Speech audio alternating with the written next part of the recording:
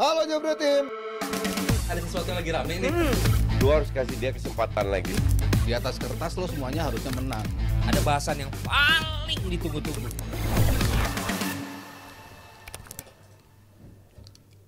Selamat datang di Dewan Pandit Indonesia. Sebelum memulai episode ini, gue pengen mengucapkan selamat kepada tim nasional eFootball Indonesia yang sudah menjadi juara dunia setelah mengalahkan Brazil 2-0 langsung. Jadi buat kalian nih Jebret Tim yang dimarahin sama emak kalian lagi main PS, bilang aja pengen kayak Rizky Faidan, Elga Cahya dan juga Akbar Paudi. Selamat buat kalian. Yoi, selamat pastinya buat tim dari eFootball ya? eFootball. Itu Rizky Faidan jago banget dari zaman dulu tuh. Jago Dia main emang. dari yang masih di klub, pernah main di mana dulu klubnya gue lupa. Sampai pernah main sama Marvel PSS, juga ya kan. Sempet di, Iya, PSS ya. di Liga Thailand juga. Gue pernah interview juga, masih ingat gue dulu waktu masih di net nih. Dulu masih bocah banget, sekarang udah anak remaja, udah dewasa bahkan. Juara dunia sekarang ya. Yoi, gue ngobrol juga sama mereka bertiga nih. Pas habis mereka juara Asia kan, Oh, mereka iya, awal sebelumnya, tahun iya. itu juara Piala Asia dulu, terus habis itu sama menangnya juga lumayan dominan mereka di situ. Jago. Kemarin bahkan ketinggalan dulu 1-0, tiba-tiba balikin menit 86 gol penyama kedudukan, terus last minute 90 menit itu comeback jadi 2-1. Jadi luar biasa banget mereka. Udah ngobrol-ngobrol sama dia loh ya. Hah? Kalau gue ngeliatin Didekatin dulu dong. Mic-nya belum. Bapak seribuan. Ngakak aja sih deketin dulu dong. orang nggak di skrip tuh ya. Gak ada. Padahal jokesnya udah mau pecah itu. Jauh gak dapet. Punchline-nya gak dapet. Gue udah nungguin 5 jam tuh gue siapin. eFootball udah juara dunia. Semoga timnas yang benerannya juga Football Manager juga udah juara. Football Manager juga Amin. udah. Ini juga kemarin eFootball udah juara dunia. Tinggal kita nungguin sepak bola benerannya. Semoga masuk Piala Dunia dulu ya. Amin. Gak usah juara-juara dulu, tapi yang masuk Piala Dunia dulu. Nah, ini kita sekarang buka dulu, tapi ngomongin timnas di belakangan. Kita buka dari Champions League dulu, di mana hari Rabu dan Kamis kemarin ada tim-tim yang bermain di kancah Eropa. Buka dari Arsenal dulu, padahal ada Bung Harpa ya. Gua pikir. Ada Harvard lah. Dari Arsenal yang kemarin menang mudah lawan AS Monaco nih. AS Monaco gue gak ngerti, Monaco-nya udah jauh banget sama Monaco yang gue lihat 5-6 tahun lalu kali terakhirnya, masih agak lumayan. Sekarang backnya hancur, kipernya hancur, atau mungkin Arsenal juga yang terlalu OP dibanding mereka. Dan kemarin ada penampilan kelima atau ketiga untuk Miles Lewis Skelly di Champions League ketiganya, dan ini penampilan ketujuhnya di semua kompetisi musim ini bersama Arsenal. Gimana Bung Harpa lo ngelihat dari Skelly ini, apakah posisi aslinya gelandang tapi dicoba menjadi back kiri juga inverted? Menurut lo ini menjadi masa depan yang bagus nggak buat Arsenal? Kesempatan itu terbuka mengingat sisi kiri dari Arsenal ini belum benar-benar firm. Walaupun awal musim Timber Nah, Calafiori juga cedera kan? Calafiori cedera bolak-balik. Jadi sejauh ini kan Arsenal dalam 2 tahun, mungkin 3 tahun terakhir ya, atau berjalan tahun ketiga ini nggak pernah benar-benar punya back kiri yang firm. Mereka udah menemukan duet yang maut dalam diri Gabriel dan Saliba. Kanannya juga Ben White udah firm, tapi di kirinya nggak pernah benar-benar firm. Walaupun Timber tahun lalu ya gabung ya, tahun lalu dia bagus tapi tiba-tiba cedera di awal lawan City. Jadi kemudian nggak ada. Zinchenko kita lihat sempat dicoba lagi, bermasalah lagi. Nah, jadi menurut gua nggak ada masalah dia dicoba untuk di sisi kiri. Siapa tahu itu jadi solusi dari Arsenal yang emang selama ini selalu daerah situ. Dan satu lagi sebenarnya striker ya, yang nggak pernah dapat gitu. Pelapisnya, Nwaneri kemarin dibilang sebagai salah satu masa depan Arsenal. Apakah Skelly punya kesempatan itu cuma buat numpang lewat doang, Fir, menurut lu? Jadi kalau kata Arteta soal Luis Skelly ya, Arteta tuh memuji keberanian dia, positioning yang dia ambil, dan juga bagaimana dia melakukan penetrasi bersama bola. Kalau kita lihat dia Skelly ini memulai gerakan yang berujung kepada gol open play pertama Arsenal dalam 268 menit. Wih. Jadi emang udah lama sekali mereka Biasanya terlalu corner biasa mulu. set Corner piece kick. kayak timnas kita lah. Ya. Dikit-dikit. Tapi kalau emang pemain muda ya, pemain Arsenal termuda yang melakukan startnya di Champions League setelah Alex Oxlade-Chamberlain. Wih. Jadi memang bebannya juga dia bisa membagi ya rata ya kekuatan dia. Tapi kan kita tahu juga nggak selamanya kalau pemain muda tuh kalau main dari awal bisa jadi bagus, bisa jadi enggak, dan permainan fluktuatif itu sangat wajar. Kalau di pertandingan kemarin mungkin juga bebannya nggak seberat kalau bermain di beberapa laga di Premier League ya. Panji udah bilang Monaco udah bukan kayak Kacau Monaco itu, Monaco, walaupun mereka berantakan. memang masih lumayan ya Iya.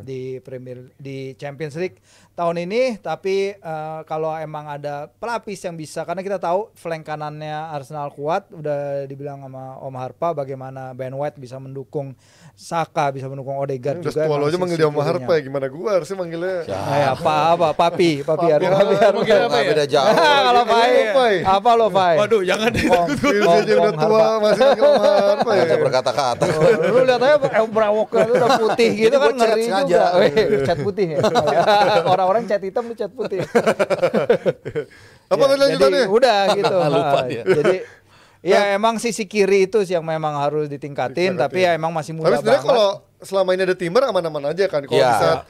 di saat Calafiori nggak ada, dua pemain ini bisa menggantikan. Bahkan Tomiyasu pun ketika coba di back kiri sebenarnya aman-aman aja selama dia bisa lepas dari injury-nya kan. Ya kalau kita lihat kan sebenarnya pikirnya banyak kan, Timber, Calafiori, Zizenko kalau mau di Ya, kalau Zinchenko kan hitungannya defense-nya agak Skelly. tolol kan. Dia emang lebih bagus untuk bermain untuk build up DM. dan juga jadi inverted-nya, tapi Iya. untuk defense-nya emang berantakan gitu. Ya artinya mereka punya 4 tapi ini kan gak ada yang benar-benar kalau kita ingat. Iya. Misalnya ya ada agak kejauhan sih ya. Kalau zaman dulu banget kan Ashley Cole misalnya. Ya, Dia kan sekalian spesialis. Winterburn, Nah, Winterburn. Spesialisasi back kiri, Winterburn. betul. Udah Iya. firm gitu, udah nggak ada yang lagi. Ini kan enggak. Jadi ya ini yang jadi missing puzzle-nya. Dan gue masih ingat waktu Arsenal sempat 3/4 musim mimpin puncak Premier League, itu kan banyak kesalahan dilakukan oleh Zinchenko. Satu Iya, puzzle iya. itu yang nggak diperhatikan ternyata cost-nya banyak. Berapa kali dia tuh, kalau nggak salah pas lawan West Ham ya, kalau gua nggak salah ingat itu dia bikin blunder, nggak jaga terlalu bagus. Jadi ya, tapi again tadi yang dibilang sama Firi sih, kadang-kadang pemain muda itu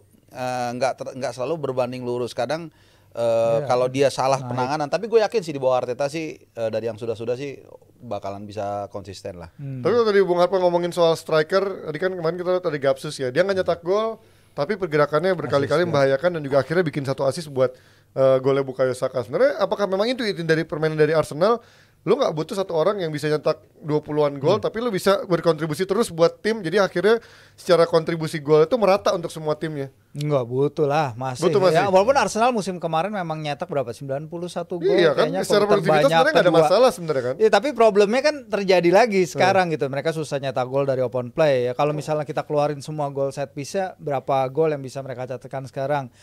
Dan sebuah tim yang ingin jadi juara Premier League ya emang harus punya striker setajam itu gitu loh. Nggak bisa ngandalin pemain yang kayak ya Gabjes ketika datang bersama Zinchenko, kita semua pikir bahwa mereka akan mendatangkan winning mentality itu yang ditularkan dari Guardiola, yang ditularkan dari berapa tahun mereka menangin gelar bersama di City. Tapi ternyata ketika mereka datang ya nggak maksimal aja. Zinchenko kadang ada bagus tapi seringan blunder karena dia nggak pernah yakin ya itu tadi dia kiri, back kiri apa gelandang. Sementara Gabjes ya dia ngelewatin 2 peluang emas juga kemarin, tapi akhirnya dia bisa jadi provider.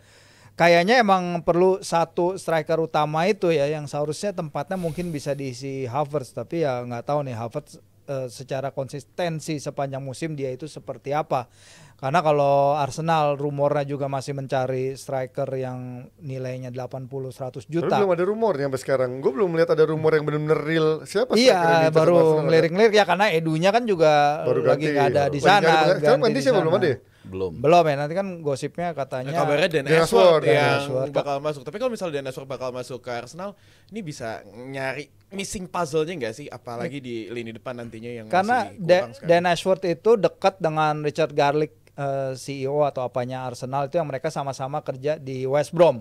Jadi dia ada kedekatan itu dan biasanya sih emang Ashworth dia adalah pemain yang bisa menemukan itu ya talenta-talenta terpendam kayak Tapi gitu juga ya. membuang walaupun- talenta-talenta seperti Victorio Keres ya. Dijual cuma 2 juta kan. Tapi ke dia yang Coventry. jual Victor Gyökeres waktu itu dari Brighton. Waktu itu umurnya masih 2-3 tahun, dia jual 1 juta. Emang Betul. murah banget di situ Kacau, ya. blundernya kan.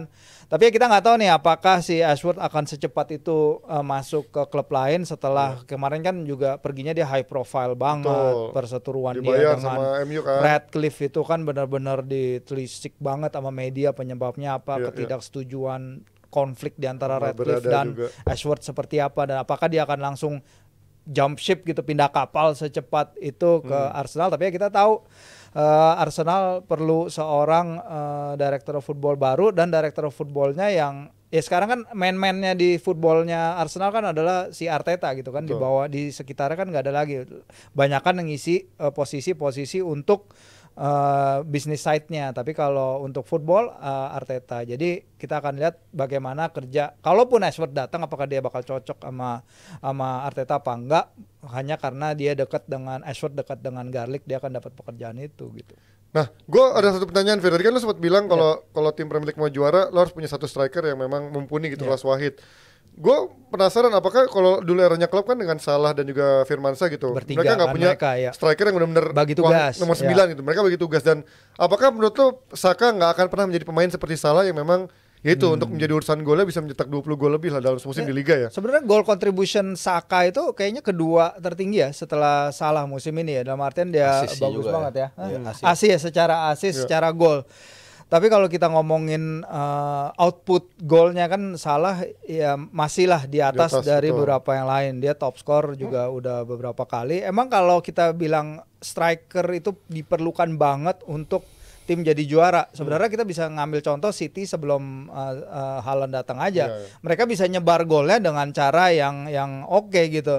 Ferran Torres jadi Ferran false nine Torres. ya. Tapi Aguero cadangan. apakah sekarang Arsenal dalam posisi seperti itu ya? Walaupun mereka banyak dibantu gol-gol dari set piece yang tentu saja sangat-sangat bagus sekali.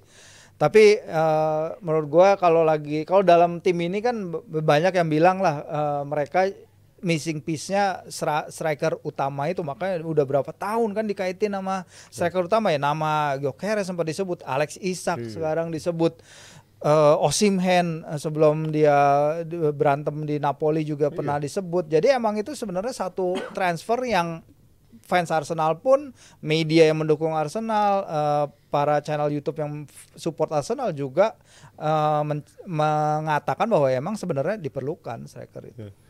Ada pertanyaan lagi? Gue sih kalau masalah Arsenal, gue keponya sama Bang Harpat sih. Satu pertanyaan singkat. Kira-kira kalau lu jadi Dan Ashworth, siapa yang bakal lu bawa untuk jadi striker utama? Siapa kira-kira? Siapa namanya? Sebenarnya kalau dia datang setahun lebih cepat, gue pengen Osimhen sebenarnya. Osimhen? Tapi Osimhen sekarang dengan dia main di Galatasaray, klausulnya Galatasaray. lebih turun kan dari sisi harganya. Iya. Tapi gajinya lo harus siap tuh 400 ribuan ke atas tuh, mau nggak Arsenal? Sekarang udah agak telat, Liverpoolnya udah terlalu kencang di atas. Mereka kan waktu 2 tahun lalu. Nah, ini agak sedikit juga balik ke belakang tadi waktu lu nanya, Ji, apakah masih perlu striker? Kemudian Virzi bilang City aja 2 tahun lalu tanpa striker bisa golin. Harusnya logikanya dibalik. Dia tanpa striker aja bisa juara, tapi tetap beli Haaland. Karena Artinya Champions. kebutuhannya perlu. Artinya Arsenal emang sekuat City kan enggak? Jadi dengan komposisi seperti Arsenal menurut gue perlu untuk apa? Untuk bisa memberikan opsi yang lain, improvisasi dan juga untuk mengelabui lawan. Nah, jadi nggak kebaca. Nah, kalau kita lihat Havertz dari dulu kita tahu kan sebenarnya bukan target man murni. Memang tidak gampang untuk nyari target man sekarang. Betul. Karena langka sekarang. Iya, langka banget. Jadi ya menurut gua tetap perlu, cuman sekarang ya itu tadi direktur olahraganya nggak ada, sistem mekanismenya gimana nih? Apakah Arteta juga punya hak untuk ngeluarin budget 60 juta atau 80 juta atau siapapun yang ada? Ini yang mungkin jadi tantangan Arsenal. Gue nggak tahu apakah musim dingin nanti mereka mau ngeluarin duit sebanyak itu. Karena kita lihat juga kejar-kejaran walaupun masih panjang. Sekarang beda berapa? 6 poin kalau nggak salah ya. Dan Liverpool kencang banget. Jadi ya tetap perlu sih kalau mereka mau juara. Tapi tadi Bang Harpa sempat mention City, malah sekarang City tercecer di peringkat 22 nih di Liga Champions. Kemarin habis kalah 0-2 menghadapi Juventus. Ada apa sih dengan City? Maksudnya gue juga bingung. Maksudnya ini kayak kemarin tuh mainnya buntu banget. Walaupun Gundogan kemarin mainnya oke lah, lumayan lah. Tapi maksudnya pemain-pemain di depannya yang lainnya itu kayak ya sulit sebenarnya sekali untuk kita semua udah tahu jawabannya kan. Gara-gara gak ada Rodri itu menurut gue, dan Kovacicnya juga kan bermasalah. Iya, Kovacic juga. Nah, ini kalau kita semua tahu itu ya. Tapi kalau kita runut ke belakang, menurut gue adalah karena menurut gua Pep Guardiola itu terlalu lama mengambil keputusan terhadap si Calvin Phillips. Itu kan tadinya digadang-gadang akan menjadi pelapisnya atau bahkan kalau bisa menjadi suksesornya si Rodri, walaupun itu kelasnya masih beda lah. Tapi kemudian sampai dia jadi buncit, perutnya gede kan, tetap di situ terus kan, sampai ini kok nggak ada solusinya. Akhirnya tahun lalu dia mentok, dia bawa Kovacic. Tapi Kovacic kan juga hanya untuk pelapis, dia udah jauh lah prime-nya. Dan kemudian ketika satu pilar utamanya yang memang it works dengan satu DM, karena apa, mereka lebih banyak daya serang kan. Mereka nggak tahu lah lawan-lawan takut untuk bermain terbuka. Tapi ketika satu pilar ini digas terus setiap saat, begitu satu runtuh ya runtuh semua. Dan itu yang terjadi. Dan menurut gue puncaknya adalah ketika seorang Pep Guardiola yang sangat jago soal psikologi, dia mengacungkan ini. Itu berarti dia udah merespon. Sampai di luar kan ada tuh yang video dia lagi jalan itu ya. Itu udah salah satu indikasi something wrong. Dan seperti biasa ketika lu berhadapan dengan media, dia akan mengatakan nggak ada apa-apalah. Bahkan ada video yang bocor dia ya seolah-olah itu normal. Menurut gua nggak normal. City berapa? 5-6 kali mungkin yang menang. Segala macam itu udah something wrong. 7 kali nggak menang. 1 kemenangan dari 10. Iya, itu udah nggak mungkin. Kalau kalah iya, tim nggak mungkin nggak kalah nyusun Arteta. Tapi kalau tim seperti City 7 kali nggak menang, ya udah pasti pilarnya ada yang rontok. Lo ngeliat ada nggak sih Fir dari weakness itu kelihatan ketika Lewis ini emang pemain yang belum bisa Rico Lewis sebagai pemain utama, dia coba di bek kanan, bek kiri, jadi inverted gelandang bertahan. Even Gvardiol, gue dari dulu bilang nih ketika jadi bek tengah dia selalu jadi masalah. Ketika dia baru pindah pun jadi bek tengah berantakan. Akhirnya di kiri lebih aman untuk nyerang, tapi untuk defense-nya sering ketutup sama pemain lain. Menurut lo apakah memang dua pemain ini untuk sisi defense-nya membuat City gampang ke expose itu, Rico Lewis maupun Gvardiol? Maksud lo kalau mainin pemain muda di posisi berbeda tuh pelatihnya salah? Enggak juga. Ini ngomongin mana maksudnya? Enggak tes aja. Nanti di episode berikutnya kita jadi kalau nyari striker salah. Nggak mau nyari nomor 9 di striker. Iya kalau kata Gundogan setelah kemarin pertandingan di Juventus, dia bilang kita semua tuh tahu apa yang salah. We know exactly and we know the reason kenapa salah. Tapi dia masih bicara kalau di beberapa parts of pertandingan ini mereka masih bermain bagus, masih bisa create cukup chances ya. Walaupun emang ya big chance di sini masih lebih banyak lah dari Juventus. Gua nggak lihat full pertandingannya, tapi gue lihat mini matchnya juga gol-golnya ya bisa dihindari gitu ya kalau kita lihat bagaimana pergerakannya Kenan dan lain-lain. Gundogan ini salah satu pemain yang ya nama di punggungnya sih dan nomor punggungnya tetap Ilkay Gundogan gitu, tapi dia sendiri juga jauh dari pemain yang kita kenal. Jack Grealish cuman nggak berhasil mencetak gol dalam 44 pertandingan terakhir bagi City. Semua golnya City itu secara disproportionate itu jatuh ke Erling Haaland gitu. Kalau Erling Haaland nggak perform, nggak bisa nyelesain peluang, nggak ada lagi yang bisa menggantikan tanggung jawabnya. Habis itu kita tahu juga Kevin De Bruyne ya, walaupun dia balik dia masih bisa contribute ke beberapa kali chances, tapi secara keseluruhan overall play-nya tuh udah nggak kayak Kevin De Bruyne yang 3-4 tahun yang lalu. Sejak dia jualan di TikTok Shop itu iya, baju itu berantakan tuh Kevin padahal De Bruyne. iya logatnya Indonesia banget. Iya, ternyata Sunda, emang soal dia itu. orang Sunda, iya Sunda dia. makanya kaget juga gue. Tapi emang mulai dari body language, mulai dari Pepnya sendiri ya, kayaknya pemainnya apa yang Pep lakukan di luar lapangan tuh kayaknya masuk juga sih ke pemainnya, soal mentality-nya, soal apa yang dia lakukan, soal yang dia kukunya kena hidungnya apa segala. Ya Pep lagi berada di area yang dia sendiri belum pernah rasakan ya, dengan memperpanjang kontraknya 9 tahun di City. Dia kehilangan Begiristain di atas, nanti ada Hugo Viana. Ininya dinamikanya akan berganti juga. Maret nanti akan ada verdict dari 115 penyelewangan tuntutan itu. Jadi ya emang kita nggak tahu nih ujung-ujungnya akan gimana. Apakah Man United yang lagi ancur-ancuran pun bisa menghentikan City kali ini lagi, karena penampilan City pun ketika lawan Palace, ketika lawan Forest itu lemah banget, nggak kayak City yang kita kenal. Atau mungkin juga kemarin menjadi momentumnya untuk Juventus menunjukkan bahwa mereka sebenarnya cuman butuh sedikit push lagi, karena sebenarnya Juventus musim ini bukan karena jelek, tapi melainkan karena memang dia kurang efektif aja. Kemarin kan sebenarnya cukup efektif, apalagi ada Kenan Yildiz, terus juga Vlahovic juga kemarin golin juga. Apa menurut lo? Kalau gue bilang Juventus justru musim ini ya so-so aja, tapi dia emang mereka quote by quote bertemu dengan lawan yang sedang terluka kalau kita lihat. Kalau kita perhatiin tadi statistik itu kan sangat tergantung dari sudut pandang mana kita baca. Kalau gue lihat sebenarnya Juventus secara strategi mereka lebih pintar dalam pertandingan tersebut. Mereka tahu mereka nggak mungkin bisa mengungguli ball possession, tapi kemudian mereka kita lihat bisa menciptakan 5 peluang. Nah sementara City cuman menciptakan mungkin 2 atau 3 peluang bersih, yaitu pun lebih kepada karena seorang Haaland yang bisa menunggu di situ. Artinya apa? Suplai bolanya walaupun mereka 61% atau 60%, berarti kan nggak ada ke depan. Jadi memang ini udah masalah krusial yang gue nggak tahu sampai kapan City ini bisa mengatasi ini. Dan benar yang tadi Firzi bilang, ini justru menjadi apa ya? Bukan backfire tapi kontradiktif ketika Pep Guardiola tercatat sebagai manajer ketiga ya terlama kalau gue nggak salah setelah Sir Alex Arsene Wenger, tapi justru di tes yang sama dia sedang dalam kondisi terendah. Tapi gue yakin sih sooner later mereka punya solusi, tapi bukan musim ini.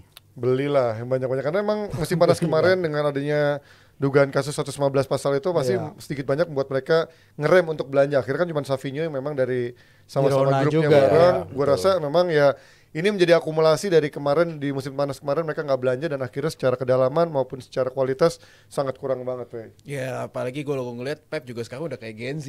Kenapa tuh? Iya, bilang nggak ada masalah. Tapi nanti kalau diajak ngobrol berdua nanti nangis. Sambil minum Golda ya biasanya. Di minimarket. Tapi gue pengen ngingetin buat Jebret Tim nih. Nih 1, 2, nih artinya kurang dari 2 hari lagi nih kita akan langsung menuju ke acara The Juara 2 Padel 2024 yang akan diadakan di Padel Pro Kemang di tanggal 15 Desember. Di grup A Vibora, di grup B Bandeha. Coach Justin juga nantinya bakal bermain dan live streamnya ini bakal langsung simulcast di 4 YouTube channel. Jebret Media TV, di YouTube-nya dari Justinus Laksana, Agripina, Nalar TV, dan tidak ketinggalan ada satu lagi aplikasi lock screen bernama Glance. Jadi kalian langsung aja nih, kalian langsung cek Instagramnya dari Jebret Media dan di Juara 2 Padel 2024 disponsori langsung oleh Santini Group. Kita akan langsung masuk ke pembahasan selanjutnya. Membahas apa lagi kira-kira? Kita langsung aja cek ke next video. Halo Jebret Tim. Ada sesuatu yang lagi rame nih. Lu harus kasih dia kesempatan lagi. Di atas kertas lo semuanya harusnya menang. Ada bahasan yang paling ditunggu-tunggu.